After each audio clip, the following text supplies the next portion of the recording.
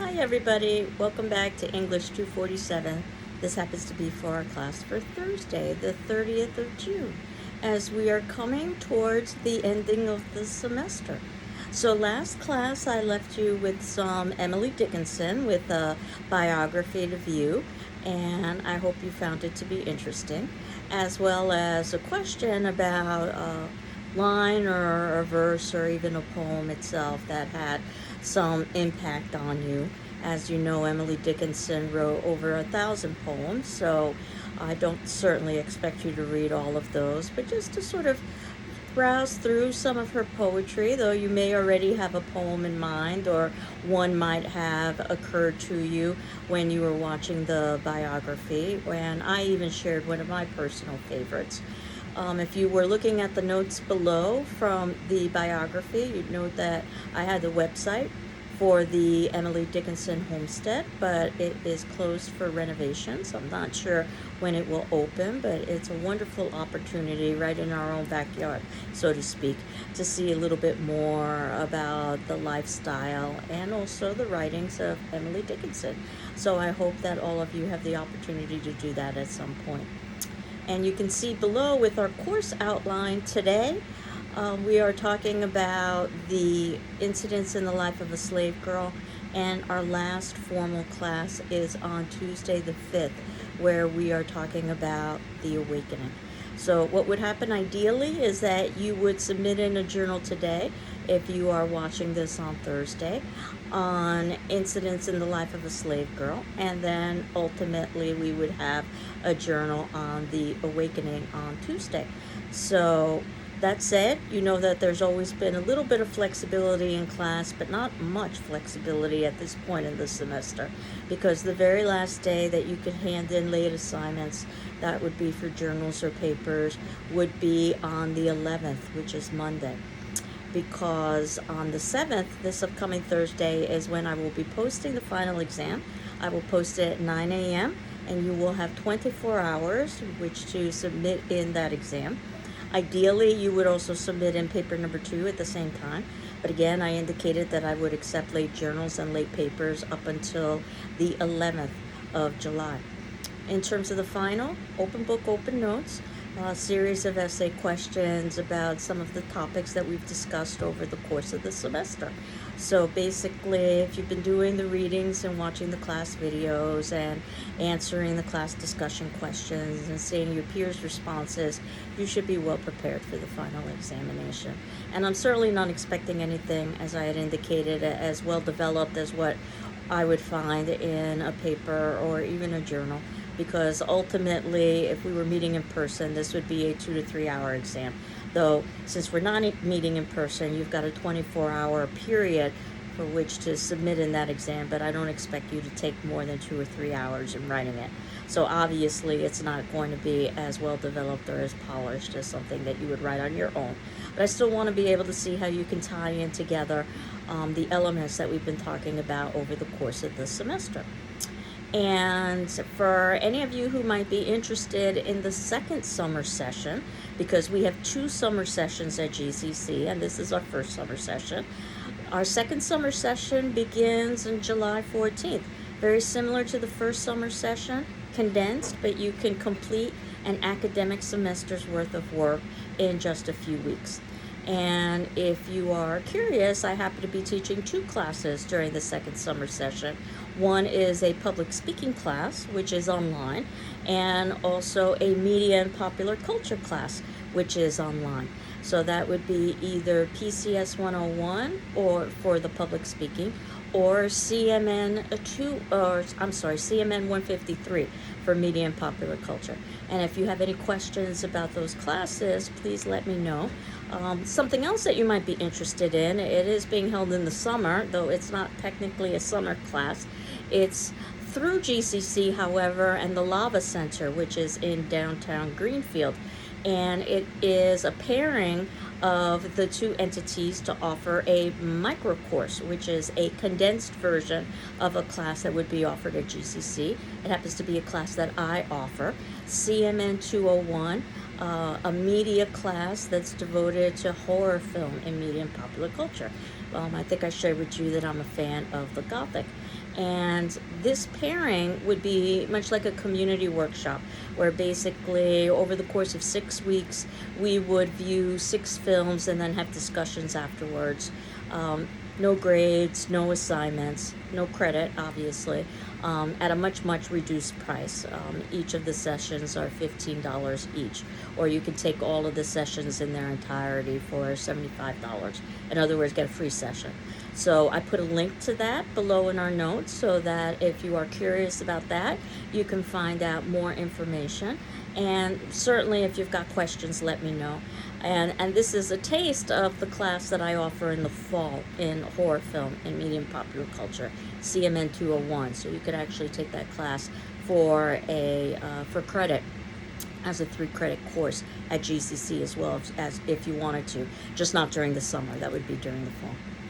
So moving on to incidents in the life of a slave girl, you can see that right from the very beginning, we're introduced to 2 authors, Harriet Jacobs and Linda Brent, who are the same person. Harriet Jacobs is the name of the slave girl, and she changed her name, and she changed all of the names in the text to protect identities, partially. She changed her own name to Linda Brent. I think it's an interesting choice because Linda in Spanish means linda or pretty. So I think that that might be an appropriate name. And thinking about why she might have been compelled to change her own name, since she obviously is not necessarily trying to hide her personal identity, I can only imagine the difficulty in being able to address all of the degradations and humiliations that she experienced as a slave. So I suspect it also works as somewhat of a distancing effect. And she's very clear, in the beginning, that the reason why she's writing this is because she wants it to be educational, specifically to Caucasian female. And throughout the text, she oftentimes likens her plight to many of the similar plights in the 1800s with Caucasian female, which we've been examining over the course of the semester. Obviously, Linda Brent's or Harriet Jacobs's experiences are going to be much more horrific. So it puts another level to the idea of entrapment and the idea of lack of voice that we've been examining over the course of this semester. As a female slave narrative, we get, because usually the few slave narratives that we have, for instance, Uncle Tom's Cabin, are about the male experience. But this talks about the specific hardships that women have to experience within slavery. And it very much is a call for reform as well. Within that, we also have this kind of 19th century sentimental novel, very similar to what we saw with Jane Eyre and Persuasion, and that there is decorum and virginity, and we see the idea of virtue under siege throughout because, again, of the precarious place that Linda Brent or Harriet Jacobs happens to be in because she is a slave.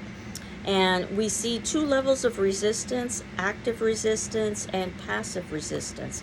And throughout the course of the semester, we've seen mostly passive resistance. But now we're going to get some active resistance, so much so that some have even questioned the veracity of her experiences and her documentation of these experiences, but they have been verified that as horrendous as her experiences were, they actually occurred.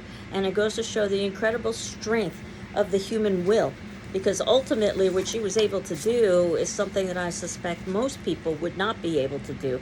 She spent 7 years in her grandmother's garret, which would be a small space above the attic. It's 9 feet long, 7 feet wide. And this is usually, if we were meeting in person, the time in the semester when I ask the tallest person in class to stand up.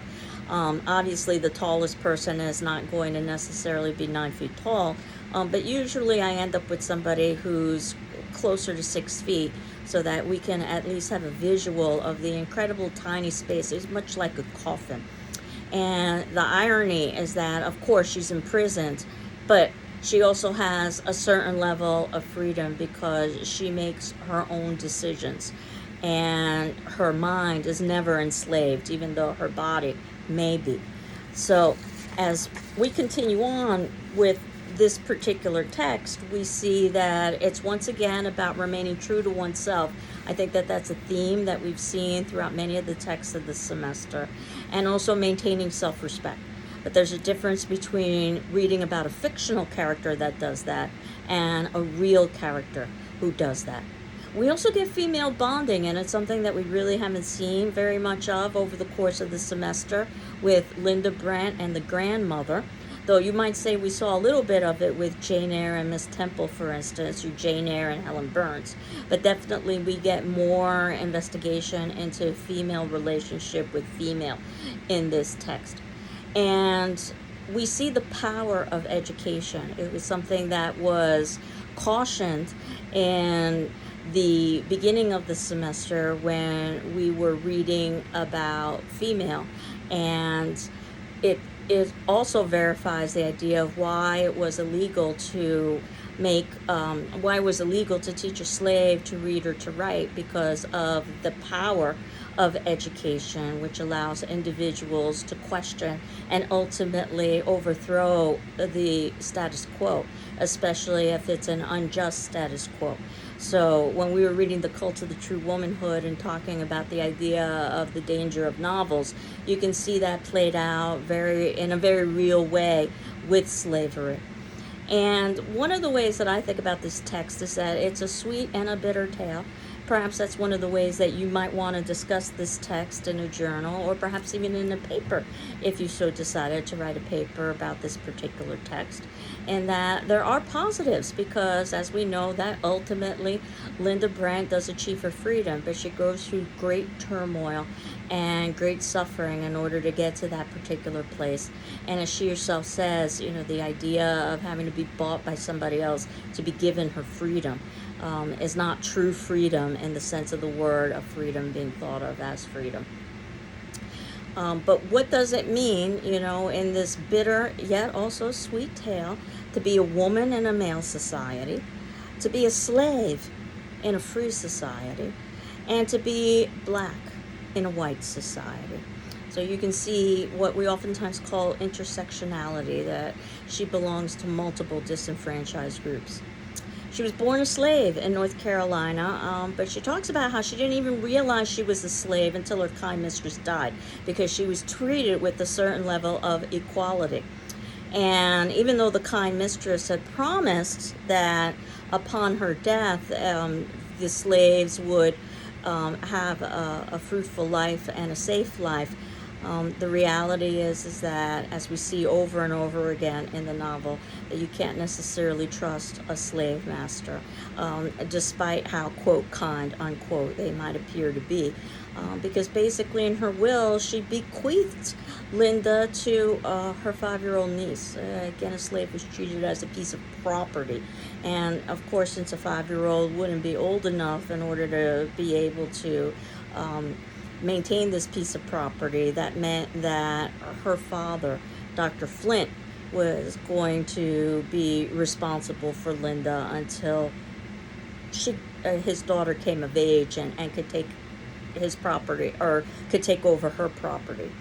And this happened when Linda was 12, and this makes things very complex, because ultimately what ends up happening is that Linda is entering adolescence, which makes her a direct target for Dr. Flint. And she talks about the cat and mouse game that they play, and mostly that Dr. Flint is trying to pursue her, not just to humiliate her, but to exert power over her, because she's one of the few slaves and one of the few women who basically would try to defy him. Now, I had indicated that this text is in some ways easier to read because it won't have some of the literary complexity that we've seen with some of the other texts. It's also a more difficult text to read because it is based on true events, and we see horrific brutality. That said, I think Linda Brent does use literary techniques, not just by calling herself Linda, but think about the name that she chooses for Dr. Flint. Well, Flint is hard and jagged and steely, and that definitely describes him. The idea of her talking about Mr. Sands, the man that she decides to have sexual relationships with because she doesn't want her sexuality to be taken by Flint. And again, this means directly defying her grandmother, who is quite religious, and there's a huge rift that occurs because of it. But Linda makes the decision when Dr. Flint does not allow her to marry the man of her choice, that she will give up her body to another man. And one who, at least on the surface, appears to be a better choice. Sands isn't nearly as brutal or as vengeful as Flint is, but think about his name as well when we talk about Sands, something that's not firm, that's transitory, that basically is shifty. And we see how throughout most of these incidents that are detailed in the Incidents in the Life of a Slave Girl, which is how she basically structures her novel as a series of major incidents in her life, that he continually promises her freedom and then doesn't do that. And we can see how ultimately, again, no one can be trusted in this system of brutality and hypocrisy. And one of the things that we also learn about is the idea of the dilemmas associated with something like a slave child. Her brother William, for instance, she details an incident when he was a young child and he's being called by both the slave master and his parent. And ultimately, William is in trouble because he chooses the slave master over the parent.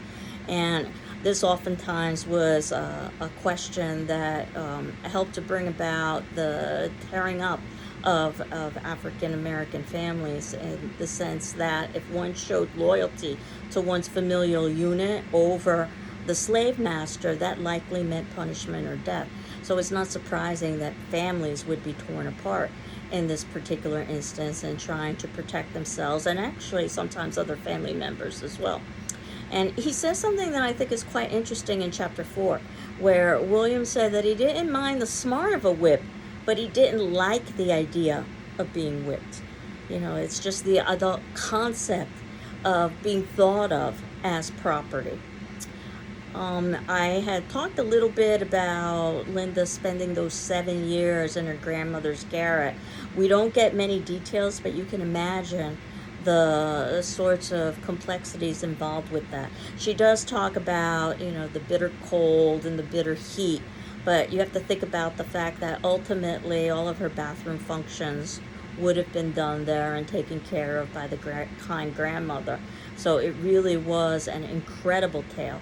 But there were many incredible tales during the time of slavery. For instance, a slave who actually mailed himself into one of the free states. So again, desperate times would oftentimes call for desperate measures. In chapter 15, what Flint says to Linda, and this is erroneous, is that, Linda, you desire freedom for yourself and your children, and you can only obtain it through me. And what Linda proves throughout this tale is that no, freedom is internal, not necessarily external, and she will make the choices of the actions she takes. And regardless of how much Flint thinks he has ownership of her, she has true ownership of herself. Though, of course, she has to wait until age 40 to be purchased by another and given her freedom. We see lots of episodes of physical and mental abuse, of brutality, of cruelty, of hardship, degradation, persecution, the hypocrisy in the political world, the hypocrisy in the religious world, the hypocrisy in the social world. And of course, the idea that a slave could never be equal, yet a slave could also become the mother of a slaveholder's child. Many illicit relationships going on, and we see that ultimately the Underground Railroad was created in part to help slaves escape from that hypocrisy and degradation. One of the things Linda Brent talks about is that when she escapes to the free states, that there perhaps isn't as harsh of a treatment against African Americans, but that's not to say that there isn't hypocrisy and there isn't degradation as well. It just appears in a kind of different form.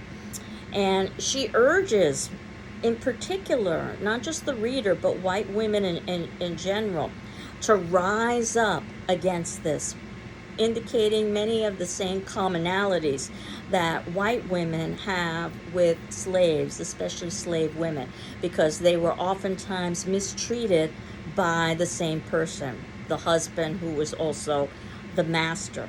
Um, and there's also, I think, an element of a history lesson in the text. You may or may not have known some of these elements in relation to history. For instance, auctions occurred on New Year's Eve Day. So this is when families were deliberately torn apart again, because that's one of the best ways to be able to control individuals, if you can tear apart their family structures. So this would be the days of auction. The inability to choose one's mate, as we saw with Linda as well, that she chose a free man, but also black, but he chose a slave, and that meant that she wasn't free to obviously choose him. And when she asked permission from Dr. Flynn, he says no, more out of spite than anything else, because at this point he realizes that Linda has proven herself to be an equal, even though she is in an unequal place, which is one of the reasons why he pursues her so relentlessly. That black men at the time were given the, quote, privilege, unquote, of earning their own wages when they were slaves, so they could put aside a little bit of money. And of course the idea is that all of their labor should have been compensated. And one could, in theory, if they put away enough money and they were able to find a slave owner who was willing, they could buy one's family's freedom. It's something that the grandmother tries to do throughout her life. The grandmother being highly religious, and as much as she wants to defy the system, she's content also to let the will of God play out. In some ways, she reminds me of Helen Burns in Jane Eyre. She doesn't take the kind of active role that Linda Brent does, or the way that Harriet Jacobs, whichever name you want to use, or both, does in Incidents in the Life of a Slave Girl. The muster was an opportunity for the low whites. This is a quote, an opportunity for the low whites who had no, quote, Negroes, quote, to scourge, to show their subserviency to the slaveholders, not reflecting that the power which trampled on the colored people also kept themselves in poverty, ignorance, and moral degradation. So this idea of the muster, which allowed individuals, whites, who didn't necessarily have privilege because they didn't have money or they didn't have status, it allowed them to basically go into the homes of slaves and take what they wanted. So this was the one way that they could exert power. And again, Linda Brent, or Harriet Jacobs, talks about the irony of it all, that rather than uniting as one, because both of these are oppressed groups just in different ways, they instead are fighting against one another, just like the white slaveholder females and the black female slaves. The slave would always follow the lot of the mother, not the father. So if basically a mother was black, that meant that ultimately the slave would be considered to be black, or the child would be considered to be a slave because the child is black. Or if not a slave because he was born to a free woman, still be considered to be black according to law. So this would be very important in terms of individuals who didn't necessarily have a direct physical appearance of being black, but yet they would be treated as black. So she talks a lot about the way that individuals would oftentimes try to hide their ethnicity if their physical appearance was ambiguous, and what could happen if they were discovered. Also, blacks and slaves would serve as wet nurses to the white children that they served. Again, they were good enough to basically suckle the children of their slave owners, but certainly not good enough to be considered equals. The fugitive slave law, that even if one escaped to the north, there was always the possibility that one could be captured and brought back to the south in slavery. And I can't help think about some of the modern day parallels with discussions that have been going on nowadays with something like abortion, that is legal in some states but illegal in others, and what it would mean if there was an individual who was moving from one of those states to another of those states. Again, very similar to what was happening during the times of slavery. And then again, that racism existed and still exists, unfortunately, both in the North and the South, but definitely there were differences between the two that she details. In chapter 9, one of my favorite lines in the entire text, where Linda Brent, or Harriet Jacobs, says, "I was 21 years in that cage of obscene birds." Cage of obscene birds. Keep that in mind when we're reading The Awakening, which gets us to Kate Chopin. And we began the semester with Kate Chopin, and we were talking about how Chopin oftentimes likes to use bird imagery, perhaps one of the reasons why she chose the surname Mallard for the story of an hour. But definitely there will be bird imagery in The Awakening. And that said, again, Harriet Jacobs or Linda Brent is not supposed to be a literary author. At least she certainly wasn't trained in that way. And yet she can come up with phrases like being in a cage with obscene birds, which I think has very much of a literary bent. In chapter 35, she talks a little bit about how ultimately, at this particular point, she's working for a family, the Bruce family, that treats her quite well, and she's quite fortunate in that the first Mrs. Bruce dies, and then the remarriage, the second Mrs. Bruce, treats her as well as, if not better, than the first Mrs. Bruce, with a sense of dignity, and that, yes, it's part of the bitterness of this tale is that Linda Brent or Harriet Jacobs cannot take care of her own children. She has to have them sent away so that they can be educated, because she has to take care of the children of the Bruce family. But that said, the Bruce family, they treat her quite well, and they also compensate her so that she feels this sense of obligation, especially because the second Mrs. Bruce ultimately buys her freedom. But this also means that because she's working as a nanny in effect, for the Bruce family, that she travels with them and she sees how things are abroad as opposed to the United States, and says that there is indeed a difference. But that said, there are also vestiges of racism abroad, just perhaps not as overt as in the United States. And one of the things that she says is that she, in chapter 35, when she received a social slight where she wasn't given a chair the way that the other nannies and wet nurses were given chairs at a social function, she says, "Finding I was resolved to stand up for my rights, they concluded to treat me well. But some poor creatures have been so brutalized that they will sneak out of the way to give their masters free access to their wives and their daughters," is something that she talks about in chapter 8. Again, as I was referencing the idea of trying to deliberately tear families apart, it was one of the ways to destroy the will of the slave. So that said, this particular text is in, I think, direct contrast to something like Persuasion, where yes, we could have a sympathy for an Anne Elliot for not necessarily having freedom, but this is a whole different level of not having freedom, as we had discussed. So I wanted us to be able to see different kinds of female during this time period, where we end with The Awakening, which is a novella, so it's not quite as long as a novel, which is probably good news at this point in the semester, though it is longer than a short story, and I think the reading will go rather quickly. Is that we see a woman, Edna Pontellier, experiencing an awakening, not just an intellectual and emotional awakening, but a physical awakening as well. It was so scandalous, this text, that it led to basically Kate Chopin's being blacklisted, in effect the ending of her career. So we get hints of this in the story of an hour, but we will definitely get much more in The Awakening.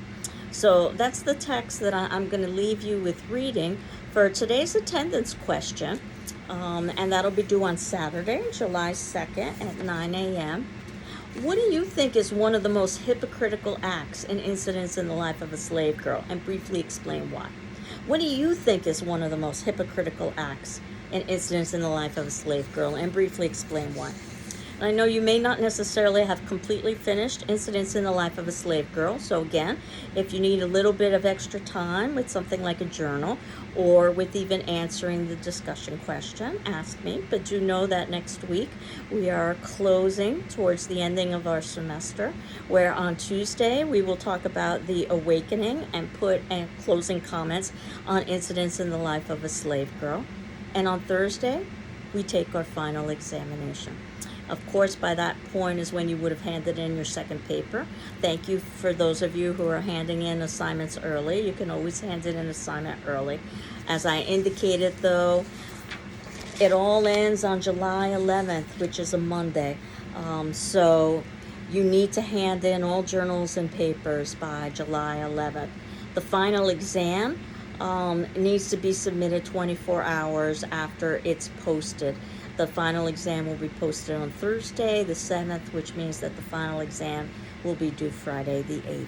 And that's where we are for this semester. So again, I hope you're doing well. I'm doing well, and we will finish up on Tuesday. Take care. Bye-bye.